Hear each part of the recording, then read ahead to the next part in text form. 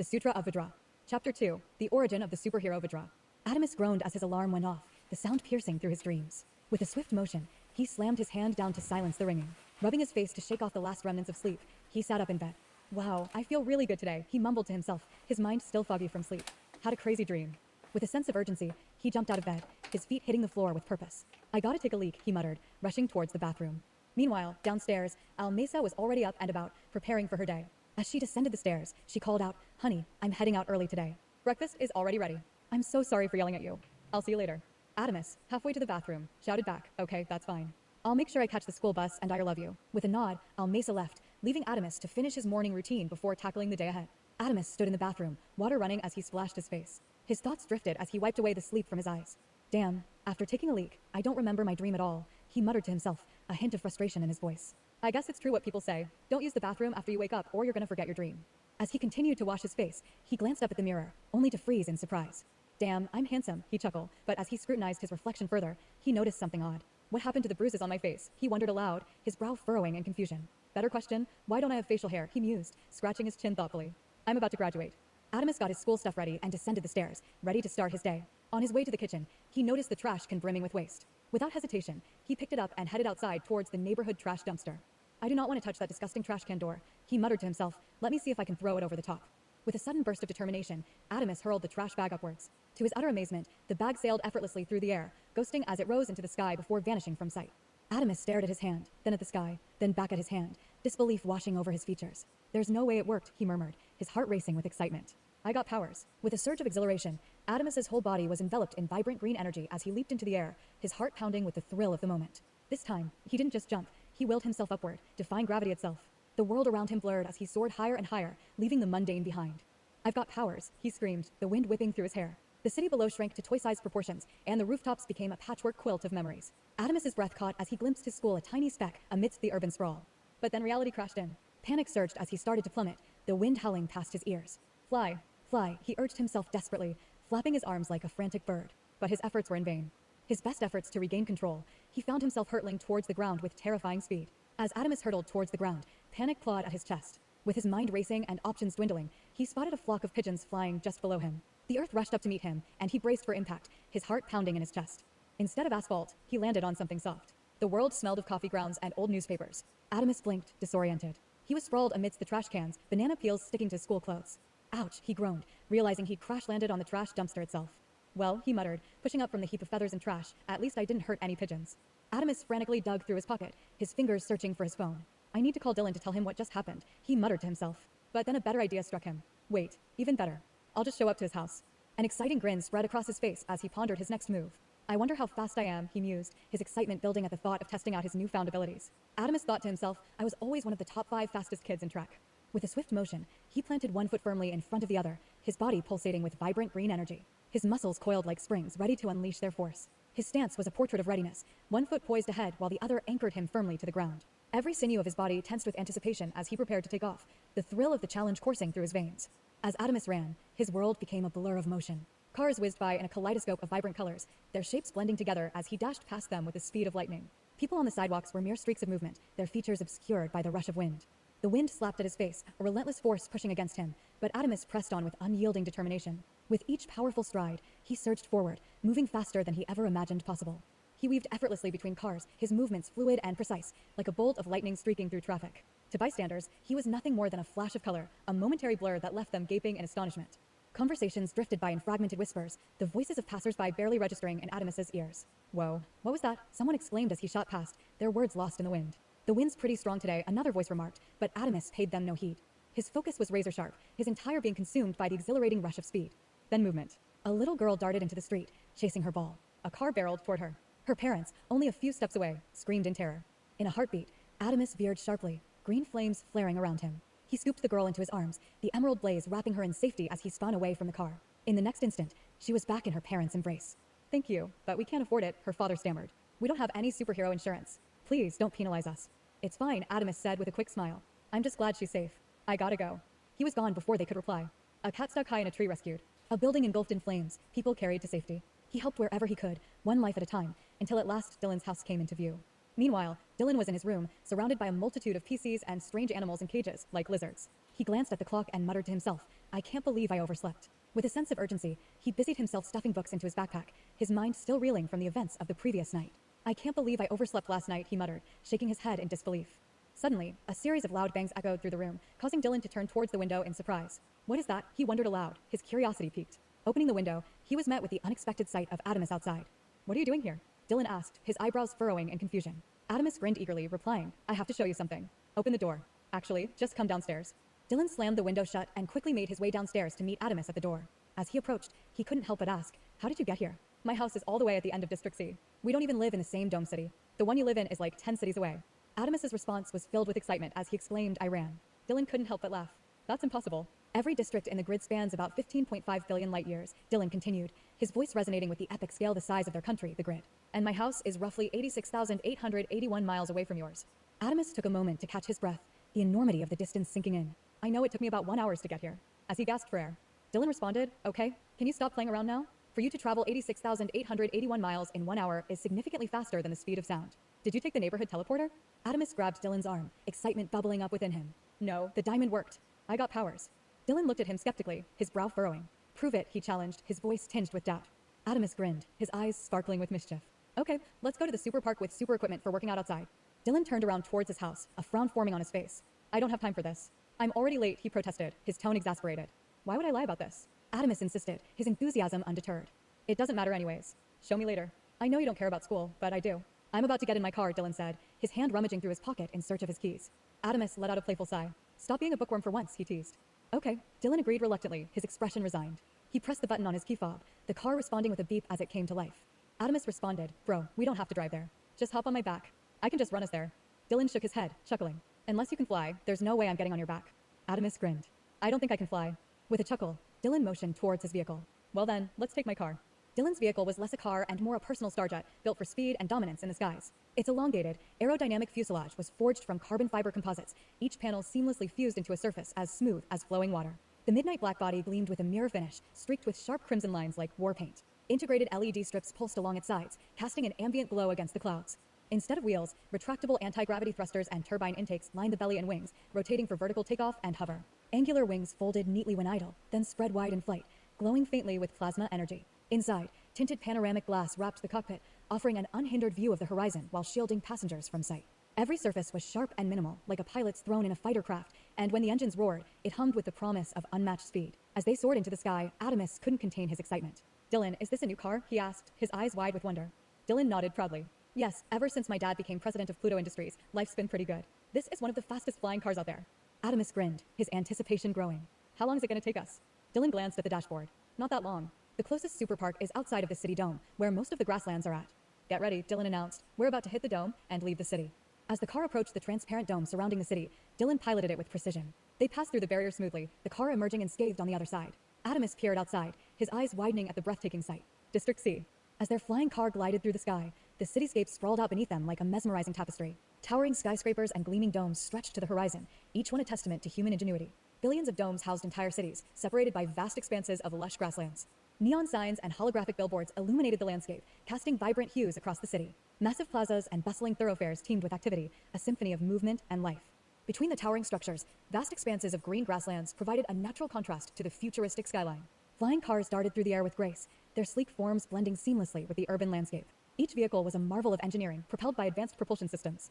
Looking down, Adamus marveled at the intricate network of roads and skyways crisscrossing the city, connecting each city in a seamless web of transportation. It was a sight to behold, a fusion of technology and nature, where the future met the present in perfect harmony. As they finally landed, Adamus looked around in awe. Wow, this place is massive, he exclaimed, taking in the expansive Olympic track field. He noticed Dylan setting up his laptop. Adamus asked, why is no one here? Adamus asked, puzzled.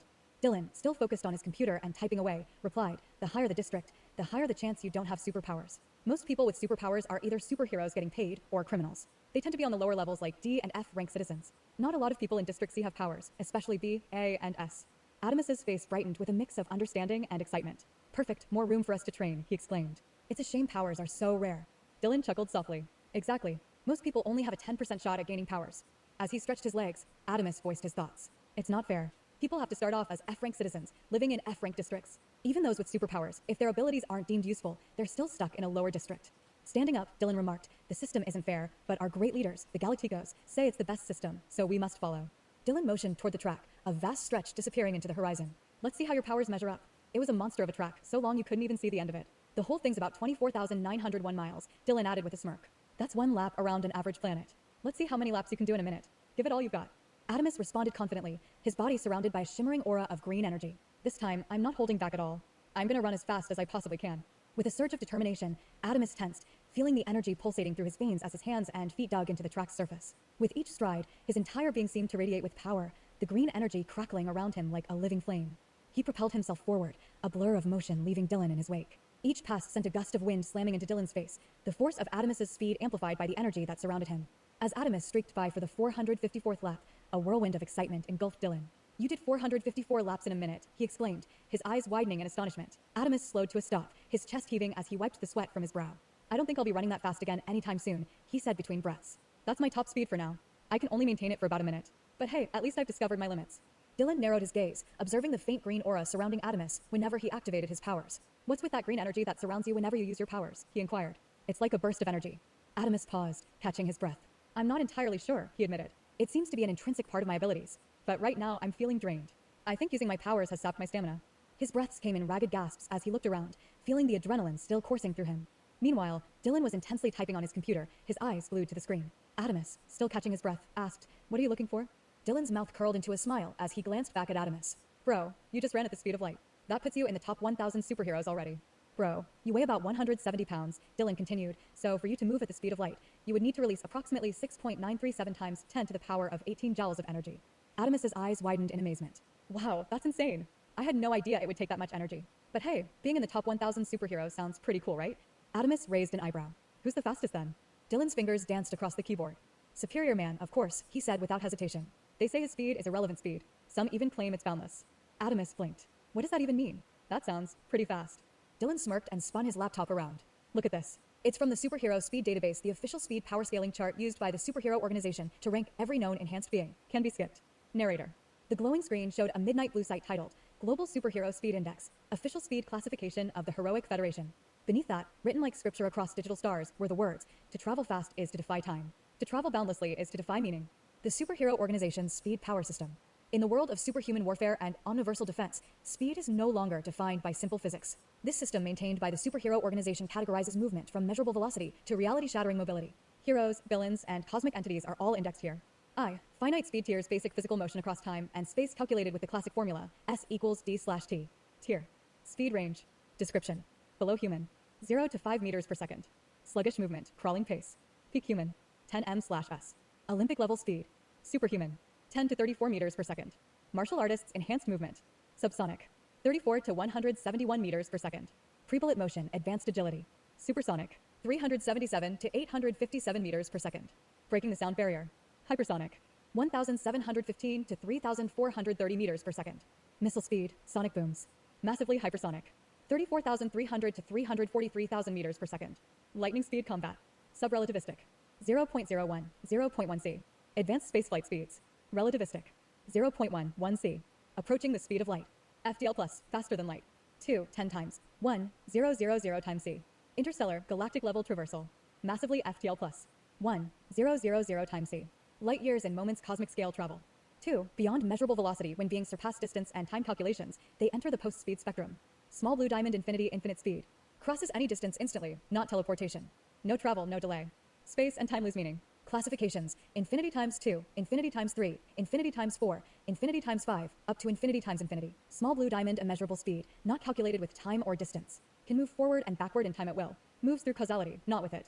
Klassifikations. Im Multiplikationszeichen 2, im Multiplikationszeichen 3, im Multiplikationszeichen 4, im Multiplikationszeichen 5, up to im Multiplikationszeichen. Small blue diamond irrelevant speed. Movement is no longer needed. The being can move so fast, exists in all places at once. Speed as a concept becomes irrelevant. They arrive before motion begins. Classifications. Ir 2, ir 3, ir 4, ir 5 up to ir. 3. Infinity final tier, omnipresence, speed was a measurement. Now it is a myth. Omnipresence is not movement, but the state of being in all places across all realities at once. It erases the concept of distance, point, and path entirely. 1. Low omnipresence present in many locations at once, but bound by certain dimensional or conceptual limits. 2. Mid-omnipresence transcends space and time, existing in all moments and dimensions, yet still restricted by higher absolutes. 3. Boundless omnipresence without limitation, existing across all layers of reality, unreality, and beyond beginnings and endings. It is the foundation upon which all existence is written. How can anything be faster than infinity? Because not all infinities are equal. In mathematics, some infinities are larger than others, countable infinity is smaller than uncountable infinity, and even those are dwarfed by large cardinals and hyperinfinities. The same principle applies to the omniversal speed system. Even beings with infinite speed can be vastly outpaced by others with greater infinities stacked upon themselves. Speed tiers infinite, immeasurable, irrelevant can all be layered infinitely upon themselves. Stacking works like this. Within a tier, a being may have infinity speed, but another can have infinity times 2, infinity times 3, all the way to infinity times infinity, each step representing a higher order infinity of motion. The same applies to him and IR speeds. Tier transition. When one's infinite stacking reaches its maximum within a tier, they break into the next speed tier, infinite, immeasurable, irrelevant omnipresence. Dimensionality and distance limitations. Even with staggering speed, distance is not absolute. In higher dimensional realms, distance is far more than physical separation it can include. Layered dimensional space and area may have infinite layers of space stacked within itself. Higher dimensional pressure, the more you attempt to transcend, or the more you exist within a realm whose dimensionality you cannot surpass, the harder it becomes to move. Infinite distances stacked on infinite distances, travel requires surpassing not just measurable space, but the conceptual infinity of the space itself. If you do not transcend the dimensionality of the area you are in, your speed, no matter how fast, even with infinite or post-infinite levels, can be drastically reduced in effect. This is because there may be too many infinities stacked ahead of you. The higher dimensional pressure could overwhelm your traversal. The space may simply be so vast in scale that your movement, while incredible elsewhere, is far less impactful here. Example 1. A being with overwhelming infinite speed in a 3D space might find their velocity diminished when attempting to cross a 12D hyper realm, where each step is an infinite dimensional traversal. Example 2. Even if you are a 12D being who transcends all things to the 12D degree, entering a 20D space would nullify much of that advantage. Even with irrelevant speed, your presence would not be truly instantaneous, because you do not transcend that realm's dimensionality. The sheer pressure and infinite distances stacked within it would still slow you down. Why omnipresence is untouchable. Omnipresence, especially boundless omnipresence, transcends these restrictions. It exists beyond dimensionality, beyond pressure, beyond distances stacked upon themselves. No matter the infinite layers of distance or the weight of higher dimensional reality, omnipresence is present everywhere instantly and is unaffected by traversal limitations. Dylan pointed to the final section, awe in his voice. Superior man ranks at IR times infinity, but I'm pretty sure he'd never reach omnipresence, especially boundless omnipresence. Only the highest level gods we've ever heard of have that. Adamus stared at the screen. For a moment, it felt as if the edges of reality bent under the weight of what that word truly meant. I didn't even know it was possible to be that fast, he murmured. There's a lot of math involved in being that fast, Dylan said with a smirk. I told you to pay more attention in school, it even applies to being a superhero. Adamus nodded thoughtfully. I thought the fastest would be Accelerin. He's always been my favorite, especially his history with fighting the Sun King. Dylan responded, ever since the battle with the Sun King, Accelerin retired a couple of months after the fight. The top dogs now are the big three, known as the Omega Force, Superior Man, Pink Liberty, and Omnimorph. My favorite superhero team is the Red Bloods, Adamus continued. They always fought for what was actually right. I don't really like these new heroes. There's something about Superior Man that I don't like. Dylan responds, I love Superior Man. I have all his comics. He helped build most of our cities. But besides that, so, let's test your strength now. They both walk to the middle of the superhero track field. Dylan points at a giant block and says, pick it up. The block stood before Adamus, an imposing structure towering over him, 12 feet by 12 feet. With a deep breath, he approached it, the green energy surrounding his body shimmering with anticipation. As Adamus reached out to grasp the massive block, the weight of it pressed down on him, resisting his efforts. He gritted his teeth, his muscles straining as he struggled against the dense densicron alloy. With a surge of determination, Adamus pushed himself harder, channeling his energy into lifting the heavy block. The green aura around him intensified, pulsating with each exertion of his strength. Slowly but steadily, Adamus began to lift the block, his arms trembling with the effort. Inch by inch, he raised it off the ground, his muscles bulging as he strained against the weight. Finally, with a triumphant grunt, Adamus hoisted the block into the air, holding it aloft above his head. How much is it? He gasped, sweat dripping from his brow. Dylan chuckled, shaking his head in amazement. It's about 100 tons, he replied. But don't worry, you're not weak. That block is just incredibly heavy, even for someone with your abilities. It's a really strong, dense metal and concrete. Our city is made out of this material. It's very dense. That block is made out of densicron alloy. That's why our cities can survive so many superhero and villain fights, and why they stay standing after attacks, even kaiju attacks from the monsters outside the grid. Adamus nodded, a sense of accomplishment washing over him as he lowered the block back down. Wow, he said, looking at the dense material. No wonder our cities can withstand so much. Adamus straightened up, a determined look on his face. I can lift more, it wasn't that heavy, he insisted. Dylan nodded. Okay, let's try the next block they've got then. The next block was enormous, 50 feet tall and 50 feet wide. Adamus approached it, the green energy surrounding him crackling with anticipation. With a grunt, Adamus placed his fingers under the block, veins popping out of his head as he strained against its weight. Slowly, the block began to rise, the ground trembling beneath it. But then, with a sudden jolt, Adamus faltered. He managed to lift only 80% of it before his strength gave out, and the block crashed back to the ground with a deafening thud. Adamus staggered back, panting heavily.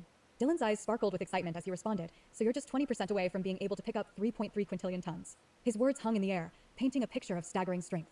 If you managed to lift that colossal weight over your head, you'd be generating an astonishing 3.234 times 10 superscript 2 newtons of force. That's about 925 trillion times the thrust of a space shuttle. To put it in perspective, it's like lifting 3.5 dwarf planets the size of Ceres all at once, or scooping up twice the combined mass of every ocean on a regular planet and holding it above your head. Adamus looked at the block at the end of the row. His curiosity piqued. How much does that one weigh? He asked. Dylan's grin widened. It's 6.6 undecillion tons. Adamus's eyes widened in disbelief. Who is lifting that? I've never even heard of that number before. Dylan nodded knowingly. The top 200 superheroes can lift that especially superior man. But apparently, he can do far more. People say his strength is irrelevant. Adamus rubbed his head, overwhelmed. Irrelevant strength? What does that even mean? It sounds absurdly strong. I'll show you, Dylan said, turning his laptop toward him. It's right here on the Superhero Society website. Can be skipped. Narrator. Global Superhero Strength Index official strength classification of the Heroic Federation. To lift is to oppose weight. To lift without limit is to oppose reality itself. Strength in the omniversal age is measured not only in raw mass, but in the scale of concepts, dimensions, and infinities a being can overcome. The Heroic Federation recognizes the following tiers. I. Measurable strength tiers basic physical lifting power, scaled by familiar reference points. Human level, up to 100 kilograms, average human capacity. Vehicle level, cars, trucks, small transport craft. Structure level, houses, small buildings. Skyscraper level, large urban towers. Mountain level, entire mountain ranges. City level, urban megacities. Country level, land masses the size of nations. Planetary level, planets, moons. Stellar level, average stars. Massive stellar level, supergiants and collapsed stellar cores. Galactic level, entire galaxies and their dark matter mass. 2. Beyond measurable strength. When the object's mass defies conventional measurement, strength enters the post-strength spectrum. Small blue diamond infinity infinite strength. Can lift or move objects of truly infinite mass. No finite weight imposes resistance. Can stack infinities. Infinity times 2, infinity times 3, infinity times 4, infinity times 5, up to infinity times infinity. Small blue diamond immeasurable strength. Power cannot be defined by physical mass alone. Can lift concepts, timelines, or structures embedded in causality. Stacking, im Multiplikationszeichen 2, im Multiplikationszeichen 3, im Multiplikationszeichen 4, im Multiplikationszeichen 5 up to im Multiplikationszeichen. Small blue diamond irrelevant strength. Strength where weight, scale, and resistance as concepts are meaningless. Can lift without contact or move things regardless of their scale in time/space. Stacking. Ir 2, ir 3, ir 4, ir 5 up to ir. Small blue diamond boundless strength. No limits, no scale strength operates beyond physics, concepts, and all dimensionality. Can affect all structures and layers of reality equally. 3. Omnipresent strength. Low omnipresent strength, present everywhere, but still bound by certain transcendence limits, cannot lift what exists above their omnipresence layer. Boundless omnipresent strength exists in all realities and beyond. Strength is written into the foundation of existence itself. Nothing is beyond its grasp. Dimensionality and resistance rule even with infinite or post-infinite strength. Higher dimensional environments can impose limits. Higher dimensional pressure. The more you attempt to transcend, or the more you are in a realm whose dimensionality you cannot surpass, the greater the resistance. Layered dimensional mass. An object may exist in infinite layers of reality, multiplying its weight infinitely upon itself. Infinite mass stacking. Some realms stack infinite mass upon infinite mass, requiring proportionally greater transcendence to overcome. Example 1. A being with infinite strength might move a planet in a 3D realm, but struggle to budge a single stone in a 12D hyperrealm where each grain contains infinite stacked dimensions. Example 2. A 12D being with irrelevant strength entering a 20D realm may find themselves unable to instantly move a 20D object, as they do not transcend that realm's dimensionality and are subject to its infinite resistance. But Dylan persisted, his voice filled with encouragement. With more training, you eventually possibly could lift 6.6 sextillion tons, if not more. Adamus paused, his mind reeling at the enormity of the number. 6.6 sextillion tons, he repeated incredulously, trying to wrap his head around the sheer scale of what Dylan was suggesting. Dylan's tone was filled with confidence. Yeah, man, think about it. With your potential, there's no telling what you could achieve. You've already come so far. Dylan responds, the professor did say that you may have a shield and be able to reflect attacks. An idea sparks in Adamus' mind.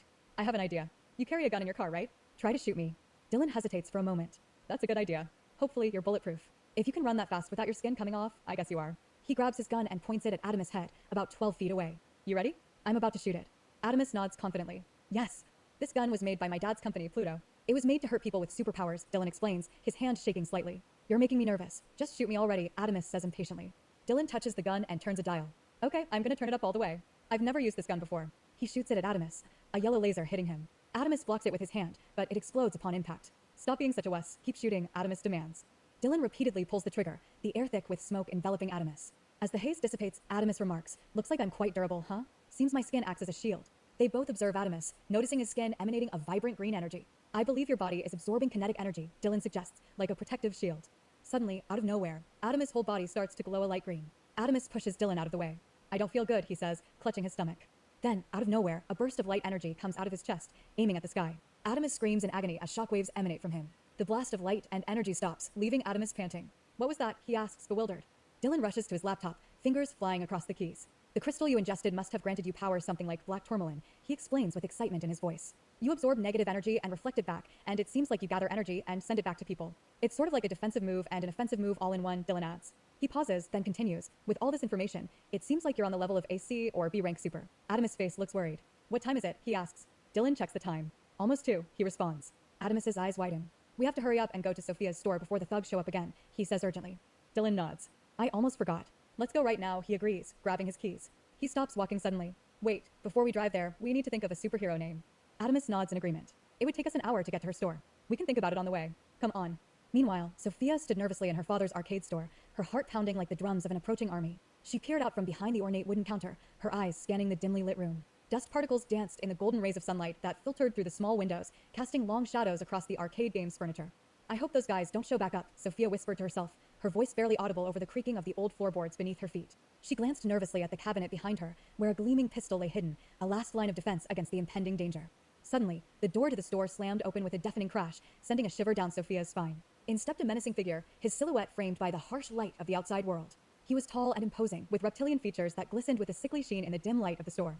Do you have the money? Lizard Mouth demanded, his voice dripping with malice. Sophia's heart raced as she shook her head, her eyes wide with fear. No, she stammered, her voice barely above a whisper. I told you guys, give me a week.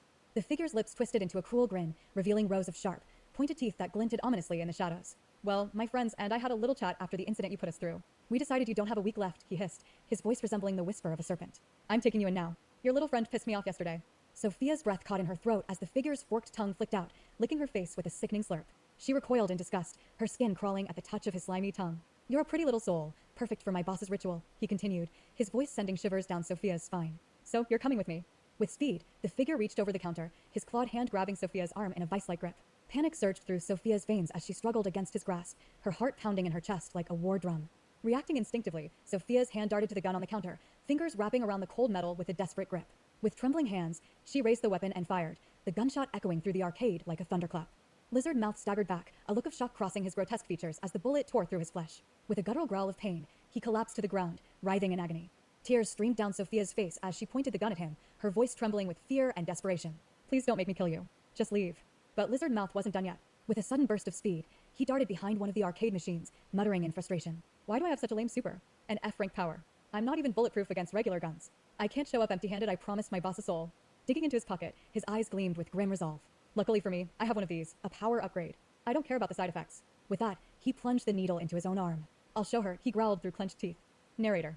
Across the city, countless dealers trade in illegal enhancements. Some peddle power upgrades, dangerous injections that can multiply a person's strength but leave devastating side effects. Others deal in chemical compounds that induce intense psychoactive states, warping perception, eroding reason, and driving the user to instability and madness. As Sophia cautiously approached the arcade machine, her voice trembling with fear, she pleaded desperately with Lizard Mouth to leave.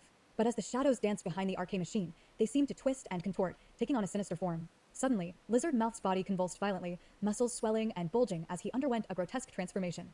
With a thunderous roar of agony, he burst forth into a monstrous, hulking form, his skin stretching and tearing as he grew into a towering alligator-like creature. The sheer force of his metamorphosis sent the arcade machine hurtling through the air, crashing to the ground with a deafening boom that shook the entire room. Sophia staggered to her feet, her vision blurred as she tried to make sense of the chaos unfolding around her. Through the haze, she saw the massive, 10-foot-tall alligator in a mob gangster suit looming before her, its eyes glinting with savage fury as it snarled menacingly. As Lizard Mouth's transformation reached its peak, his tail thrashed wildly, knocking over everything in its path with a deafening crash. His clawed hands extended, ready to rend and tear with deadly precision, while his reptilian eyes blazed with newfound power and madness. With a triumphant roar, Lizard Mouth declared his newfound strength, his voice echoing through the chaos with a chilling intensity. It worked. The drug gave me the power of a C-rank super. His words reverberated like a sinister omen, sending shivers down Sophia's spine as she watched in horror. But even as he reveled in his newfound might, a shadow of doubt crossed Lizard Mouth's face. It's not gonna last for long, he muttered, his voice tinged with uncertainty. Yet, in that moment, his resolve only seemed to strengthen, fueled by a volatile mixture of adrenaline and desperation. With a snarl of defiance, he raised his arm, gazing at the pulsating energy coursing through his veins. No one can stop me now. But just as Lizard Mouth prepared to strike, a blur of motion streaked through the air. Out of nowhere, Adamus appeared, his foot connecting with Lizard Mouth's face in a swift and powerful blow. With a bone-crunching impact, Lizard Mouth was sent hurtling through the air, crashing through the arcade's entrance. The force of the impact left a giant hole in the building, debris raining down as the creature disappeared into the street beyond. Sophia watched in stunned silence as Adamus stood before her, his presence radiating strength and determination. Are you all right? Adamus asked, his voice calm and reassuring. Sophia nodded, her heart still pounding from the adrenaline of the encounter. Thank you, she whispered, her voice trembling with gratitude. But who are you?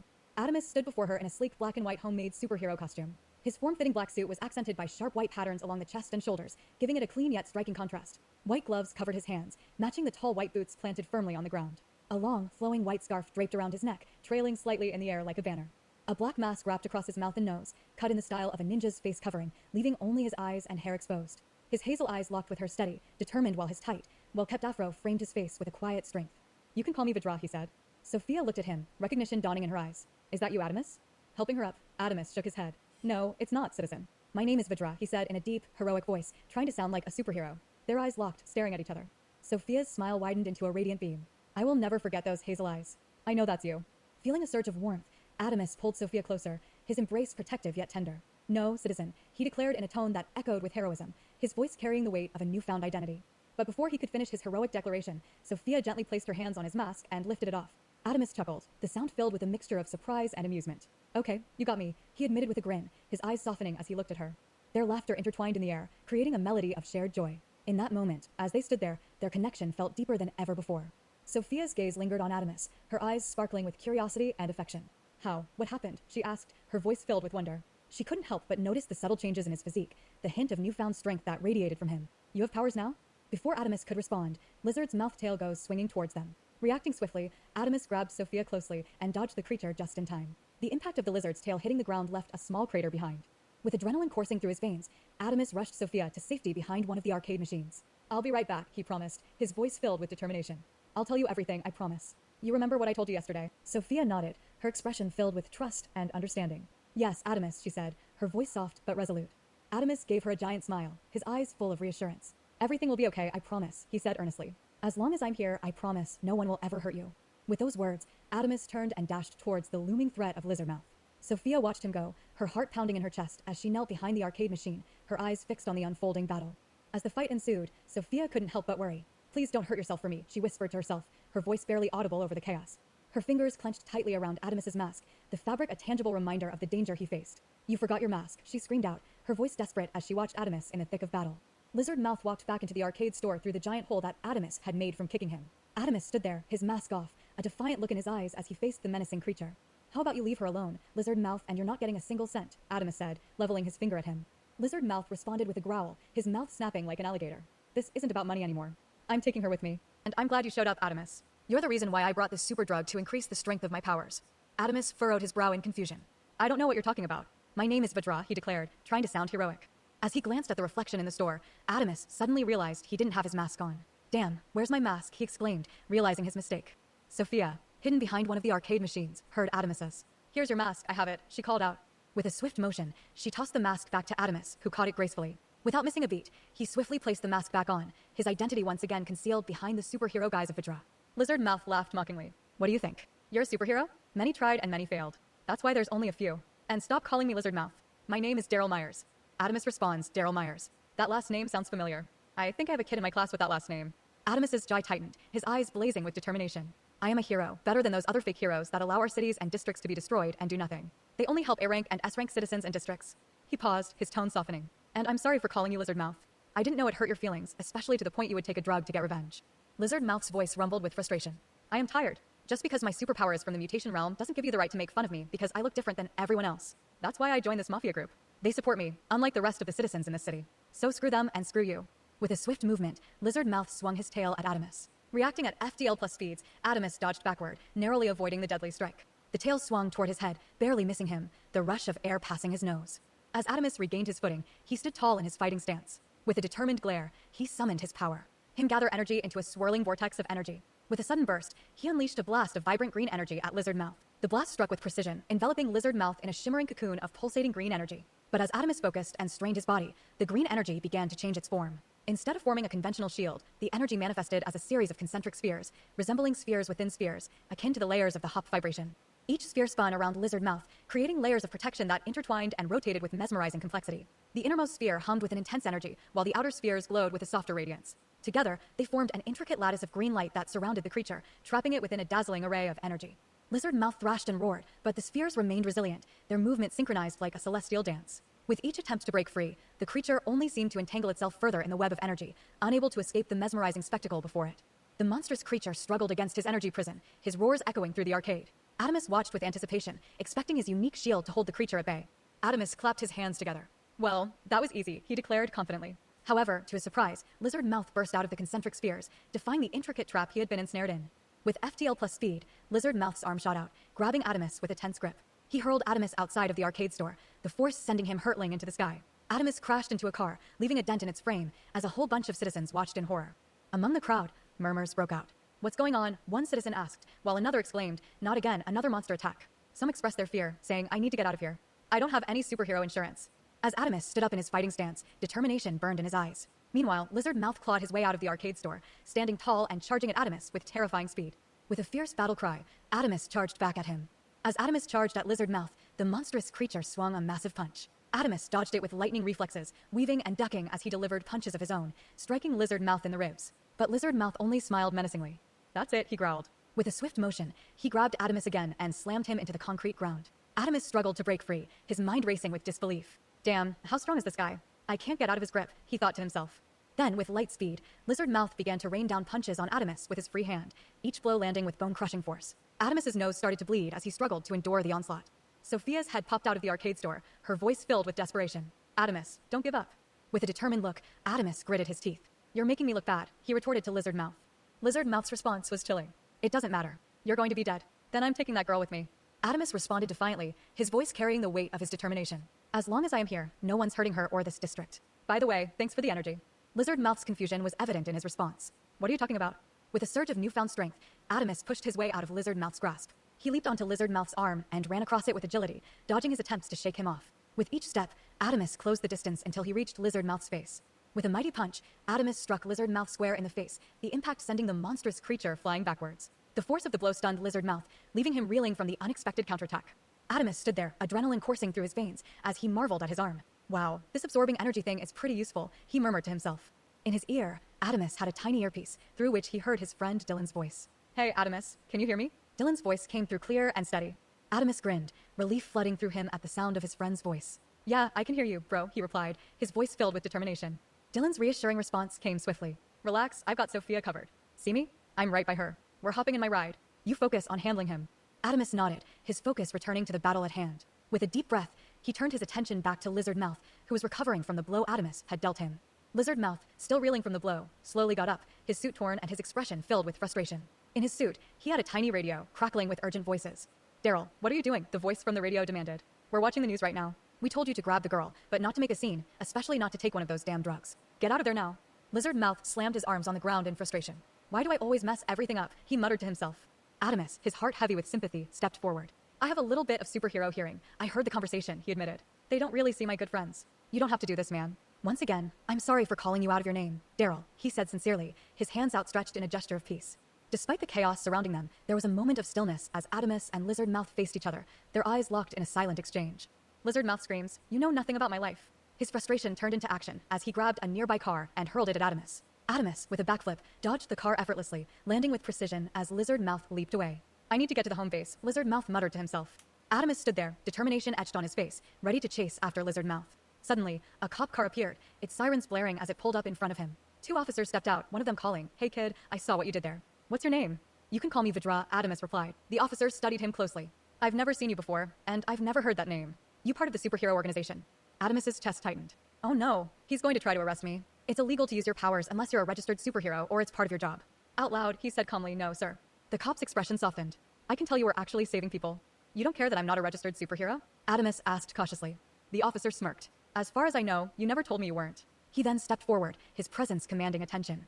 The man looked around 30, his hair a striking mix of black and white, the contrasting colors catching the light. His strong jawline and silver eyes carried a mix of wisdom and determination. His high-tech police armor, a sleek blend of dark blue and black, had a futuristic design, built for mobility and protection. The suit's panels shimmered faintly under the streetlights, with the badge of the city's law enforcement embedded in the chest plate. Several small commendation emblems were integrated into the armor's plating, a testament to his service. "Okay, Vajra," he said with a confident nod. "You lead the way. We've got your back. By the way, my name's Deputy Hunter Stone." He offered a firm handshake, his voice steady with authority. Adamus raised an eyebrow, skeptical. "I don't think you can keep up," he said. Deputy Hunter Stone smirked and stepped forward, gesturing toward his vehicle. "This is one of the older models. All the newest tech is locked away in the top districts, but don't underestimate this beast. She's still fast, multiple times faster than light, FTL plus dot." He patted the side. "We call it the Sky Guard. You might be a little quicker, kid, but we can catch up eventually. Just know we've got your back." The Sky Guard looked less like a car and more like a compact, armored jet. Its sleek frame was forged from a classified alloy designed to withstand direct missile impacts and high-yield explosions. The polished black and chrome body shimmered with faint energy fields, while its adaptive armor plates shifted minutely, adjusting to potential threats. Retractable graft thrusters were tucked beneath the chassis, capable of launching the craft straight into the air and propelling it at speeds that shattered the light barrier several times over. Aerodynamic fins folded seamlessly into the body when grounded, and neon blue police insignias pulsed along its edges, both a warning and a promise of swift justice. "We'll eventually keep up," Hunter assured, his silver eyes glinting. With determination tightening his muscles, Adamus lowered into a running stance. The pavement hummed under his feet as green energy surged around him in a shimmering aura. In an instant, he was gone, the air snapping with electric force as he sprinted ahead, leaving the two officers and the Skyguard in his wake. One of the officers, Sheriff Amber Fox, stepped out from the other side of the Skyguard, a faint weariness lingering in her expression. Though she looked to be in her early 30s, her yellow, half-lidded eyes gave her the lazy, assessing gaze of a cat watching the world go by. Her striking white hair, cut in layered waves, contrasted sharply against the dark gleam of her high-tech police armor. Perched atop her head were a pair of feline ears, their fur the same pure white as her hair, twitching subtly at every sound. Her armor matched the style of Deputy Hunter Stone's sleek, form-fitting blend of deep blue and matte black plating, but was tailored to her frame, with reinforced panels protecting her torso, shoulders, and forearms. The segmented design allowed for agility while still looking combat-ready, and faint neon blue tracer lines pulsed softly along the edges, signaling both authority and advanced technology. On her hip rested a compact, high-frequency sidearm, and on her chest plate, the badge of the city's law enforcement shone beneath the glow of the Skyguard's lights. "You know we don't have to get involved, honey," Sheriff Amber Fox said as she stepped up beside the Skyguard, her tone equal parts weary and blunt. "I'm running on fumes here, and last I checked, we're not on overtime. This is supposed to be the superhero's job." Deputy Hunter Stone kept his eyes locked on the skyline where Adamus had disappeared. "Every time I call the superhero organization, it's always an excuse. Or the city has to pay a ridiculous amount of money just to bring one of their superheroes out here. And when they finally do, it's too little, too late. Meanwhile, our budget's already bleeding from those contracts every time a monster shows up." He glanced at her, his silver eyes hardening. "This kid? He's strong, fast, and he's actually saving people. Feels like we're looking at a real hero." Amber's ears twitched slightly, her yellow eyes narrowing. "You're really set on this, huh, honey?" "Yeah," Hunter said firmly. "Saddle up. We're going." Amber sighed, but slid into the passenger seat without another word. The Skyguard systems roared to life, deep and resonant. Wheels retracted into the armored body with a mechanical hiss, and the craft rose smoothly off the street. Its blue and black plating shimmered with energy shields, and thrusters flared beneath the chassis. The nose tilted forward, and in a blur, the vehicle leapt into the air lanes. They sliced through sky traffic, darting past civilian transports and patrol drones. Neon blue police insignias streaked through the city glow as the Skyguard accelerated faster and faster, chasing Adamus and Lizard Mouth across the skyline, like a jet-hardened predator on the hunt. Adamus sprinted through the streets, each step driving him faster, the world blurring around him. His focus was locked on one question: how can something that big move so fast? Ahead, Lizard Mouth bounded from rooftop to rooftop, his hulking frame silhouetted against the skyline. Adamus's eyes narrowed. There he is. The mutant turned mid-leap, his voice booming across the city. "Stop chasing me." He hurled himself off a building, hitting the street with a bone-rattling impact that cracked the pavement and sent shockwaves rippling outward. A car swerved to avoid him, clipping another vehicle before skidding to a halt. Citizens screamed and scattered. Doors flew open as people fled on foot, desperate to escape. Adamus landed a few feet away, planting himself between the chaos and the threat. "Just give it up, Daryl. You don't have to do this. Those friends of yours, they're not good people. They're the only friends I've got." Lizard Mouth roared, his voice raw with pain and fury. "These people mocked me my whole life because I look like a freak. Because I'm from the mutation realm. Just like you did." "I'm sorry for that," Adamus said firmly. "But it doesn't give you the right to kidnap my friend or tear the city apart. If you won't stop, I will stop you." The drug in Lizard Mouth's system surged, veins bulging along his arms as his muscles swelled. With a snarl, he seized a nearby car and flung it at Adamus. Adamus sidestepped effortlessly, but the mutant's attention had already shifted to a young woman clutching her baby, running for their lives. The drug twisted his mind, turning the terrified mother's face into a sneering mockery. The hallucination stabbed into old wounds, and his rage boiled over. "Stop laughing at me," he bellowed, his jaw distending, drool hissing on the pavement. Acid welled between his fangs before he spat, a glistening stream arcing toward the family. Adamus moved, light bent around him as he exploded forward at FDL plus speed, a streak of green racing past panicked pedestrians. In a blink, he was there, between the family and the acid. With a flash of will, a shimmering shield bloomed into existence, a complex lattice of concentric, rotating spheres, each nested within the other like the layers of the hop vibration. The acid struck, sizzling furiously as it splashed and rolled harmlessly away. Adamus's stance never wavered. "It's okay," he told the trembling family, voice steady but urgent. "Go. Now." They nodded, clutching the child tightly as they ran. The shield faded, and Adamus turned back. Lizard Mouth was already in a frenzy, ripping cars from the asphalt, slamming his fists into buildings, sending chunks of concrete raining down. The fight was far from over. Adamus flexed his fingers, staring at his hand with a cold, steady gaze. "Now I'm mad. That was an innocent family," he said, his voice low and hard. "They had nothing to do with this. This is between you and me, and no one desecrates my district. My city." In a burst of FTL plus speed, Adamus became a streak of light, closing the distance before Lizard Mouth could bring his massive fist down on a cowering civilian. In one fluid motion, Adamus spun, delivering a devastating roundhouse kick that sent the hulking mutant stumbling backward. Lizard Mouth roared, swinging a fist the size of a wrecking ball. Adamus met it head-on, their knuckles colliding with such force that shockwaves ripped through the street, rattling windows and shaking the air. They traded blows in a blur, each impact sending out concussive bursts that made bystanders scatter in terror. Above, helicopters hovered like steel vultures, their spotlights cutting through the chaos while news cameras captured every moment. With a sudden whip of his tail, Lizard Mouth swung at Adamus. The strike came like a wrecking crane, but Adamus caught it mid-swing. His grip tightened, and with raw power, he smashed the mutant back and forth, slamming him into the pavement left and right before hurling him into the ground with a seismic crash. I was pitying you, Adamus said, his voice carrying over the groaning of collapsing structures, but now you've made me angry. You dared try to hurt an innocent little girl. Lizard Mouth staggered up, clutching his sides. His breathing was ragged, his face contorted in pain. The drug, it's burning me alive, he snarled, veins pulsing under his skin. They told me not to take it. I can't control myself. Wing. His grip tightened, and with raw power, he smashed the mutant back and forth, slamming him into the pavement left and right before hurling him into the ground with a seismic crash. His eyes flared an unnatural yellow. Energy pulsed violently through his frame. His tail lashed like a thunderclap, sending cars flying through the air. The sheer force toppled buildings, masonry raining down like meteors. Then he charged every step an earthquake, every breath a furnace blast. Adamus calculated in an instant. He's coming fast, but those people. With no hesitation, Adamus vanished in a zigzag blur, darting through the war zone. Lizard Mouth's punch cut through the space where Adamus had been a heartbeat earlier, but Adamus was already under the shadow of collapsing buildings. Civilians screamed as tons of debris rained toward them. Adamus swept them into his green flames, the shimmering fire wrapping around them like a guardian spirit. In the blink of an eye, they were far from danger. What's your name? They cried after him, but he was already moving. You can call me Vajra, he shouted over his shoulder. Ahead, flying cars hurled by Lizard Mouth tumbled toward another crowd. Adamus intercepted, pulling more civilians into the safety of his emerald flames, rushing them away before impact.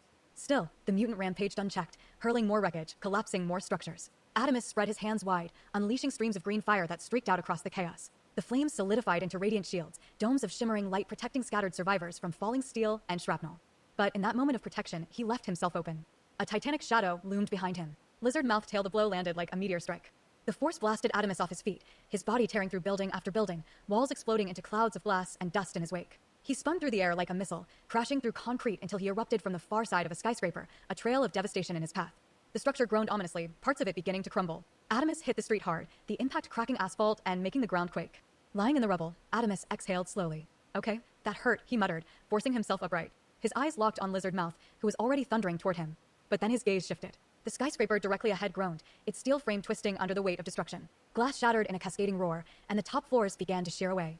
And then came the screams. Hundreds of voices cried out as people tumbled from the collapsing structure, their forms plummeting towards certain death. Adamus's heart clenched. Enough. I need to stop playing games, he thought, his jaw tightening. This isn't a joke. People are dying. In the next heartbeat, he was gone, vanishing in a streak of green fire. To him, the collapsing skyscraper was now moving like a slow-motion nightmare. Shards of glass hung frozen in the air. Dust clouds billowed sluggishly, curling like ink in water. The falling people drifted downward as if through honey, their terrified faces suspended in time. He was everywhere at once. His emerald flames flared wide, consuming each citizen he touched, wrapping them in a shimmering cocoon that shielded them from the lethal G-force of his speed. 1, 2, 5, he swept whole clusters into his arms, carrying them to safety before reappearing inside the building for the next group. Every rescue was a blur of motion. A man clutching a briefcase. A child screaming for her mother. A construction worker still gripping a bent steel beam. Adamus grabbed them all, his arms and flames working in perfect rhythm. In seconds that felt like hours, he had evacuated hundreds, depositing them in clear streets, far from the chaos before vanishing again into the falling behemoth of steel and glass. Finally, he reached the last figure, an elderly woman in a pale coat, her body tilting forward toward the ground. Adamus reached out, his hand closing around hers with perfect precision. You're okay, he said, his voice calm despite the thunder of destruction all around them. I've got you. The instant her body was wrapped in his flames, they were gone, reappearing in the open, the skyscraper's remains crashing to the ground behind them in an earth-shaking roar. But before the old lady could respond, Lizard Mouth's foot slammed into Adamus with bone-crushing force, sending him crashing into the pavement. The impact sent shockwaves rippling through the ground, cracks forming beneath Adamus's body as he skidded to a halt. Crashing into a nearby wall, Lizard Mouth approached slowly, his steps deliberate and menacing. He walks up to Adamus and starts kicking him. With each kick, Adamus felt the force like meteors raining down, each blow leaving him more bloodied than the last. But amidst the pain, Adamus gritted his teeth, refusing to yield. Summoning every ounce of strength, Adamus grabbed Lizard Mouth's foot and hurled him away, the villain crashing to the ground with a resounding thud. Adamus rose to his feet, his body battered but his spirit unbroken. I can keep going, he declared, his voice firm as he assumed his fighting stance. Lizard Mouth let out a scream so sharp it tore through the city like a sonic blade. Windows exploded outward in glittering showers, the sound bouncing off buildings in an endless echo. Then searing yellow light cut through the haze. Bolts of pure energy lanced into Lizard Mouth from multiple angles, slamming into his scaled hide with crackling force. He reeled, roaring in agony, clawing at his face to block the relentless barrage. Adamus whipped his head toward the source and felt something stir in his chest. Down the avenue, a fleet of Skyguard cruisers screamed to a halt, grav thrusters humming against the pavement. From their flanks emerged towering police, mechs hulking exosuits of midnight blue plating with chrome accents, hydraulic limbs hissing steam. Each one was bristling with integrated cannons and shoulder-mounted emitters glowing with lethal light. Deputy Hunter Stone stepped out of the Skyguard, the hatch ceiling behind him with a hiss. His boots crunched over shattered glass as he walked toward Adamus, silver eyes locked on him. Even with the chaos raging around them, his presence radiated command. We got this together, Stone said firmly, his voice carrying over the roar of battle. I can tell you're strong, you can beat this thing. but you're too busy saving everyone else. He tapped the comm unit on his wrist. So let us handle that. You fight him. As Stone spoke, his voice switched to a sharper tone for the channel. Alpha Squad, clear the west sector. Beta, cover the evacuation routes. Nobody left behind. Further back, Sheriff Amber Fox stood atop the roof of a cruiser, her white hair whipping in the wind. Her yellow eyes swept the battlefield like a predator tracking prey. Every order she barked sent mech units moving with perfect synchronization, forming barricades, redirecting fleeing citizens, and cutting down debris before it could crush anyone. The city was still on fire, still breaking, but now the tide had shifted. Adamus glanced at Deputy Stone and Sheriff Fox, his mind racing with ideas. Why don't you two have a robot suit on? He asked, curiosity evident in his voice. Deputy Stone flashed a confident smile. Because we have superpowers, he replied matter-of-factly. Adamus nodded, a plan forming in his mind. Okay, I have a plan. You're right, I could beat him, but it would take a long time and cause a lot of casualties. So let's try to finish this with one hit. How long do you think you can hold him off? He asked, his eyes scanning the scene. Deputy Stone shook his head. Not for long. He's pretty strong. Seems like a level C threat. Way above our pay grade, he admitted, his tone serious. Adamus's gaze swept across the row of Skyguard cruisers, their neon insignias pulsing against the dim chaos of the street. His eyes flicked to Deputy Stone, then back to the humming vehicles. Dylan's words echoed in his mind like a spark catching dry tinder. You can absorb energy. All kinds. If that's true, then maybe I can pull it from them. Stone, Adamus said, stepping closer, his voice low but charged with urgency. You got power cables or jump cords in those rides? Stone raised an eyebrow. We always do. He smirked slightly. These cruisers run on nuclear cores, and a few are running on something stronger dark matter drives. Adamus's pulse quickened. Perfect. Then here's what I need, he said, his tone sharpening into command. Get every car you have in a tight perimeter around me. Hook me up to all of them nuclear, dark matter, everything. Drain them dry into me. Stone didn't hesitate. You got it. He spun toward his officers, barking orders into his comm, his voice cutting through the chaos. Circle up. All power to Vajra, feed him everything you've got. Around them, the Skyguard engines roared as cruisers and mech units converged, forming a steel and energy fortress around Adamus. The air buzzed with raw power, waiting to be unleashed. The Skyguard cruisers hummed like caged storms, their cores flaring brighter as power surged into the thick cables running into Adamus's hands. He gripped them like iron vices, the cords trembling under the draw. His veins swelled and pulsed with each surge, thick cords of green fire crawling up his forearms, tracing over his biceps, then spiderwebbing across his neck. His skin glowed faintly from within, the light pushing out through every pore as though his body were a vessel on the edge of overflowing. Around him, the battlefield raged. Lizard Mouth was a whirlwind of muscle and malice, hurling police mechs like toys, their midnight blue plating screeching as they skidded across asphalt. One officer was swatted aside by his tail, slamming into a building hard enough to crack the wall. Others fired their cannons point blank, only to be knocked sprawling into the street by the monster's thrashing limbs. Adamus watched it all, the scene burning into his mind. His jaw tightened. The heat of the energy in his body was nothing compared to the weight in his chest. I'm sorry, he murmured, voice low but steady, his eyes never leaving the carnage. I couldn't save all of you. From behind him, Deputy Stone's voice cut through the haze firm, unwavering. It's okay, kid. They signed up for this. A beat. I just hope you've got enough in you now, because our cars are tapped out. They're dead. Adamus took one last breath, veins still burning with nuclear fire and dark matter shadows, his aura whipping the air around him in violent waves. He released the cords, the ends sparking as they fell.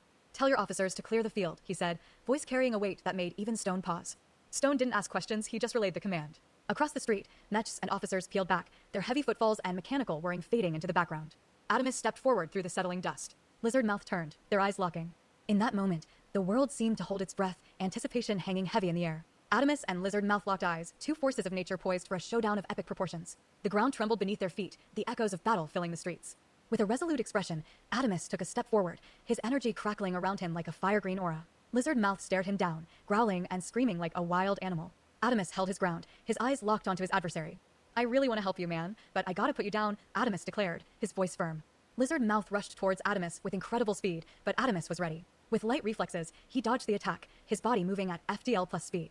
Adamus aimed a punch at Lizard Mouth ribs, imbued with the same green aura as his energy. The punch landed with a powerful impact, sending Lizard Mouth flying into the sky. Adamus focused all his energy into his feet and blasted off into the sky. As he soared into the sky, he went past Lizard Mouth, appearing in front of him in an instant. Then, Adamus's entire body began to blaze with emerald light, the energy around him roaring to its absolute peak. With a breathless moment of tension, he threw his head back and unleashed a battle cry that tore through the air. Quantum quake. In an instant, his form snapped into a flying sidekick stance, his entire body, especially his legs, sheathed in blinding green energy. He became a living comet, hurtling toward Lizard Mouth with unstoppable momentum. The very air seemed to split around him, spiraling into shockwaves that rattled the clouds. The impact was cataclysmic. Adamus's kick slammed into Lizard Mouth with world-shaking force, detonating a burst of energy that sent rippling shockwaves tearing through the sky. The pair plummeted toward the ground at impossible speed, each thunderous shockwave in their descent erupting into fiery bursts of green. On the streets below, Deputy Hunter Stone and Sheriff Amber Fox had already deployed the city's special defense units towering, high-tech shields that flared to life in walls of shimmering blue light. Their armored vehicles, designed as mobile bunkers, open to receive civilians, sealing them safely inside reinforced compartments built to withstand even massive explosions. Across the city, hidden access points dropped other citizens into fortified underground chambers of vast, interconnected network running beneath the streets, built to keep the population safe during monster attacks. As debris and waves of green energy tore through the area above, the shields and shelters held firm, ensuring no lives were lost in the chaos. Then came the final crash. With a deafening blast, Adamus drove Lizard Mouth into the earth, the impact creating a crater so massive it swallowed an entire city blocks. The explosion lit the sky, its shockwave flattening nearby debris while the police shields absorbed the brunt of the force. When the smoke finally began to clear, the air still crackled with raw, residual energy. The ruined streets hummed in the aftermath, every bystander holding their breath. Through the fading haze stood Adamus, one boot planted firmly on the chest of the unconscious Lizard Mouth, his hands raised high in victory. His body still glowed with a soft, defiant green light, a living testament to the battle he had just won against a monster no one else could stop. Sheriff Fox observed the scene with a hint of amusement in her eyes. "Looks like the kids got it," she remarked to Deputy Stone, her voice carrying a lazy tone. Deputy Stone nodded, a sense of pride swelling within him. "It looks like finally our city has a real hero willing to put in the hard work," he replied, his voice filled with admiration. As Adamus stood over his defeated foe, citizens began emerging from the reinforced bunkers beneath the streets and the armored police vehicles that had shielded them. Relief washed over their faces, quickly turning to cheers and applause, their voices rising in praise for the hero who had saved their city. With a satisfied smile, Adamus glanced around at the faces of the people he had saved. The crowd of citizens rushed toward Adamus, spilling out from the fortified police vehicles and underground bunkers. They surrounded him in a wave of cheers, hugs, and questions. "Can I get your autograph?" someone blurted, shoving a pen and paper forward. "What's your name?" "I've never seen you before," another asked. Others were more cautious. "We don't have insurance. You're not going to charge us, right? Or raise our taxes to cover this?" Adamus gave a calm smile despite the barrage. "All of this was free," he said firmly. "I just want to protect my city, my people, and my district. My name is Vajra." Suddenly, a microphone appeared in his face held by a striking woman in a sleek news jacket, her voice crisp and confident. "It looks like we have ourselves a new hero here," she announced to the cameras. "From the data provided by the superhero organization, we can't identify him. Please tell us, who are you?" Adamus hesitated, the tension in his shoulders betraying his nerves. "My name is Vajra," he said at last. "Is this your first day on the job with the superhero organization?" she pressed. "Oh no, this is bad," Adamus thought. Then he straightened, resolve settling in. "You know what? Who cares?" Out loud, he said, "No, I'm not part of the superhero organization. I'm my own hero." The reporter's eyes widened. "That's illegal." "Sometimes the law is wrong," Adamus replied evenly. "And if I see anyone in danger, I will risk my life to save them." He turned to leave, the reporter following a few steps behind. "Wait, we have more questions," she called after him. But as the crowd pressed closer, Adamus moved through them with gentle persistence, his voice low but certain. "I gotta go, but I'll always be here when you need me." With that, he slipped away, the cheers echoing in his wake. Adamus rushed over to Deputy Stone and asked, "Do you guys have everything? You don't need me anymore, right?" Deputy Stone nodded, offering a reassuring smile. "Yeah, kid, you're good to go." "I appreciate the help," he said, patting Adamus on the shoulder. As Adamus turned to leave, Deputy Stone stepped forward, holding up a small radio device. "This is what he was using to communicate with his accomplices," Stone said, his tone measured and professional. "We'll trace it and see what intelligence we can extract." Adamus nodded, acknowledging the deputy's diligence. "Keep me updated," he said simply. Stone reached into his pocket, retrieving a card and extending it to Adamus. "Here's my contact information," he said. "If we find anything or need to coordinate, I want to ensure we can reach you directly." Adamus accepted the card, his eyes scanning it briefly. "Understood. I'll reach out with my details." "Let's keep the communication open," he replied, his voice firm yet respectful. Stone gave a curt nod, his demeanor calm but focused. "We'll handle it from here. Be safe out there."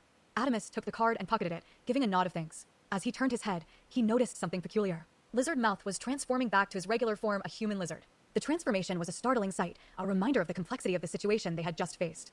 Deputy Stone instructed the officers to take Lizard Mouth into custody, and they swiftly moved to handcuff him. "Treat him like a C-rank threat. Get all the big handcuffs and everything," he ordered. Adamus shook his head, stepping forward. "You don't have to do all that," he said calmly. He walked up to Lizard Mouth and placed a hand on his shoulder. "Hey, sorry about this whole situation."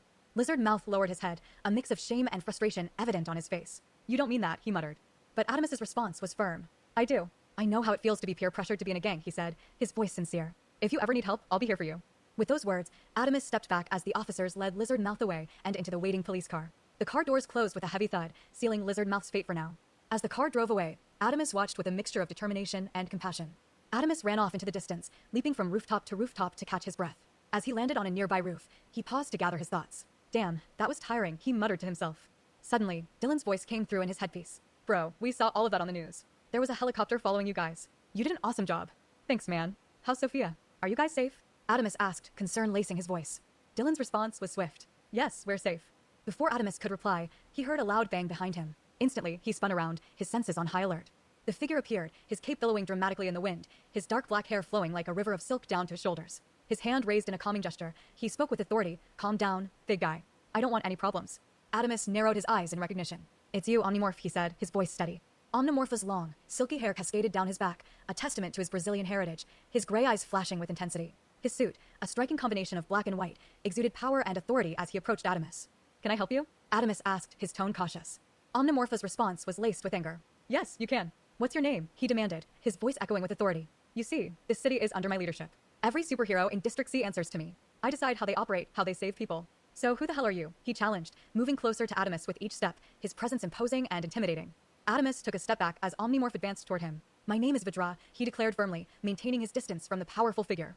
In his earpiece, Dylan's voice sounded urgent. Bro, whatever you do, don't get him mad. I know you feel powerful, getting your powers and all, but that dude is ranked number 3. He will destroy you. Omnimorpha's response was surprisingly nonchalant. Vajra, not a bad name, he remarked casually, but his demeanor quickly shifted as he fixed his gaze on Adamus. What do you want from me? I gotta go, Adamus said hastily, attempting to escape. He ran towards the nearest rooftop on the other side, but to his dismay, he collided with Omnimorph, stumbling to the ground. Looking up, Adamus saw Omnimorph extend a hand to help him up. Are you trying to run away from me? Omnimorph asked, his voice stern. Just know, I can move at immeasurable speeds. I will catch you. Adamus swallowed hard, realizing the gravity of the situation. Omnimorph continued, his tone now more advising than threatening. Listen, Vajra, go to the courthouse. Get your superhero license. Get registered as a superhero. Because if you don't, and I ever see you saving even one more person, I will end your career as a superhero, he warned, before soaring off into the sky. Adamus watched Omnimorph disappear into the distance, his words echoing in his mind. Hey, bro, maybe he's right, Dylan's voice sounded in his earpiece. You should probably go to the courthouse and get a license.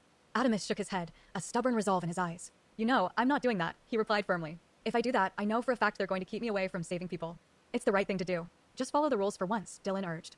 Adamus sighed. If the rules mean innocent people get hurt, I'm not following them, he stated defiantly. But how's Sophia? He asked, his tone softening. She's safe. I dropped her off at the hospital. She's with her father, Dylan responded. I'm probably about to go to sleep, bro. I'll see you tomorrow. All right, take care, Adamus said, acknowledging the end of their conversation. He took one last look at the city skyline before turning to head back home, his mind swirling with thoughts of the events that had just transpired. Adamus hurried to the store before heading home, landing near some bushes close to his house. Swiftly, he changed out of his superhero costume and into his school uniform. He walked through the door, finding his mother watching TV. She turned around as he entered, a smile spreading across her face. Adamus, honey, I know you don't want to watch soap operas with me anymore, but this episode is crazy, his mother said, munching on popcorn.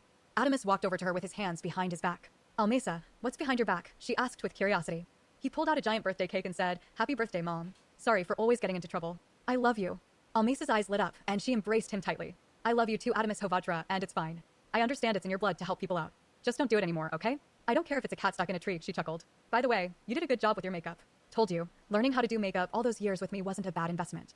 I can't even see your bruises anymore. She smiled warmly at him, her pride evident in her eyes. Adamus laughs, yeah, makeup, he replies, a playful glint in his eyes. I promise I won't risk my life to save anyone anymore. To save random strangers, Adamus vowed. They settled on the couch, watching the soap opera together, laughing and enjoying each other's company. As the show went on, Adamus noticed his mom dozing off, her head resting gently on the arm of the couch. Smiling, he took a blanket and tucked it over her before quietly heading upstairs. In his room, Adamus sat cross-legged and began to meditate, repeating the secret mantra, Om Mani Padme Hum. With each repetition, he felt his body healing, his strength subtly growing. He exhaled slowly. Yes, it's time to sleep. It's already 9 o'clock, and I've got school tomorrow. But as he rested his head on the pillow, something strange happened. Help, help. The voices were faint at first, but they grew louder, echoing in his skull. Adamus sat up, eyes wide. What is that? What's this feeling? He moved to the window, scanning the dark streets below. The cries weren't just in his head, he could feel them. The pain, the fear, the desperation. It seeped into his bones, his skin, his very soul. He grabbed his head as the noise swelled. What's with all these voices?